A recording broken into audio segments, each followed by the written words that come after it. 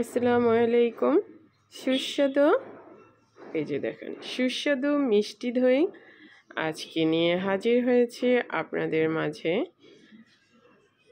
এতটাই মজাদার হয়েছে, এতটা সুস্বাদু, না খেলে একদমই বুঝবেন না। সেম রেসিপি ফলো করে এই দইটা তৈরি করবেন ঘরে, দেখবেন দোকানের চাইতে বেশি মজাদার এই দই, মিষ্টি দই। এটা আমি তৈরি করেছি।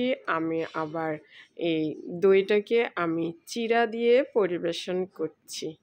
এই যে দেখেন কতটা শক্ত হয়েছে, আর মুখে দিলে মনে হবে আপনি এই পুরোটাই খেয়ে ফেলতে পারবেন।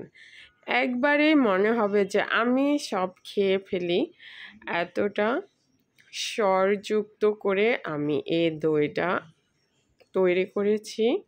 খেয়ে বুঝবেন এটার স্বাদ, আর খেয়ে আমাকে অবশ্যই কমেন্টে জানাবেন দইটা আপনাদের কাছে কেমন লেগেছে। এতটা মজাদার দই আমি ঘরে পেতে পড়ার সময়তেই এভাবে খাই। আমি এই যে ঘন দুধ দিয়ে দিচ্ছি, সাথে চিড়ার ডেজার্ট, সাথে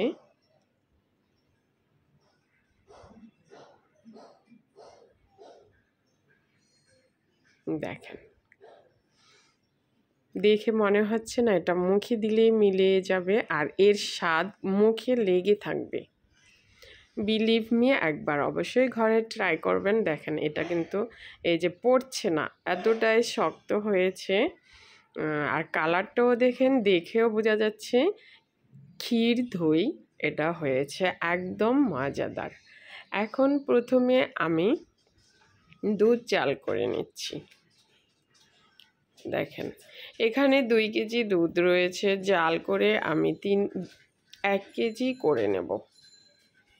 দুধটা অবশ্যই ঘন করে নিতে হবে। চিনি দিয়ে দিচ্ছি এখানে 2 টেবিল চামচ।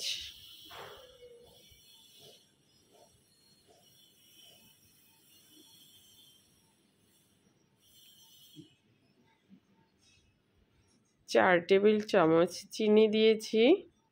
চিনি দিয়ে আবার অনবরত নেড়ে চেড়ে দুধটা ঘন করে নিচ্ছি। আমার মনে হয়েছিল আরও একটু চিনি লাগবে, তাই আমি 5 টেবিল চামচ এখানে চিনি অ্যাড করলাম 2 কেজি দুধের জন্য। এই যে দেখেন আমি জাল করছি আর সরগুলো তুলে নিচ্ছি। দেখেন এগুলো আমি পরে দইয়ে ব্যবহার করব।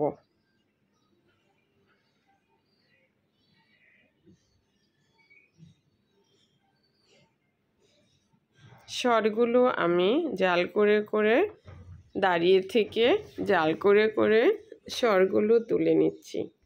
এই যে দেখেন আমার কিন্তু দুধটা এ পর্যায়ে ঘন হয়ে গিয়েছে। এখন এই যে ঠান্ডা করে নিয়েছি দুধটা, আমি জাল করে। দুধটা অবশ্যই একটু কুসুম গরম রাখতে হবে, যেমন হাত সয় এরম গরম। আবার ঠান্ডা করে দই পাতলে কিন্তু দই জমবে না। এখন আমি এই যে এখানে 3 টেবিল চামচ মিষ্টি দই দিয়ে আবার দুধের সাথে মিক্সড করে নিচ্ছি। এই যে এখন এই যে দেখেন প্লাস্টিকের কন্টেনারে কিন্তু আমি এই দইটা পাচ্ছি, আর উপরে এই যে সরগুলো দিয়ে দিচ্ছি। দেখেন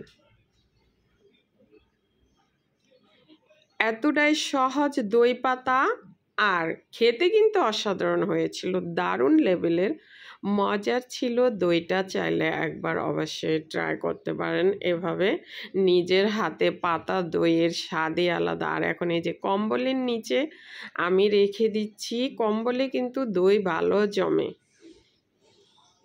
মুখ বন্ধ করে এই কম্বল দিয়ে পেঁচিয়ে আবার উপরে একটা ভারী কাঁথা দিয়ে দিচ্ছি।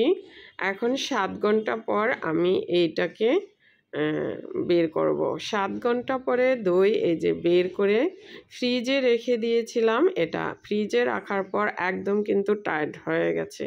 রেসিপি ভালো লাগলে ফেসবুক থেকে ফলো দিয়ে দিবেন, আর ইউটিউবে সাবস্ক্রাইব করে পাশে থাকা বেল আইকনটি অন করে দিবেন। আর সাথে সাথে আমার ভিডিওগুলো আপনাদের কাছে পৌঁছে যাবে আর মজার মজার রেসিপিগুলো উপভোগ করবেন। সবাই ভালো থাকবেন, সুস্থ থাকবেন আর দইটা মজা করে খাবেন। পেতে নিজের হাতের দই খাওয়ার মজাই আলাদা। দোকানে যে দইগুলা খান ওটিতে স্যাকারিন দিয়ে দেয়, কত কিছু দেয়, আর এটা হলো নিজের হাতে দই। অবশ্যই এভাবে সেম রেসিপি ফলো করে ট্রাই করবেন আর মজাদার নিজের হাতে দই পেতে পরিবারের সবাইকে খাওয়াবেন। সবাই খেয়ে খুবই প্রশংসা করবে, পছন্দও করবে।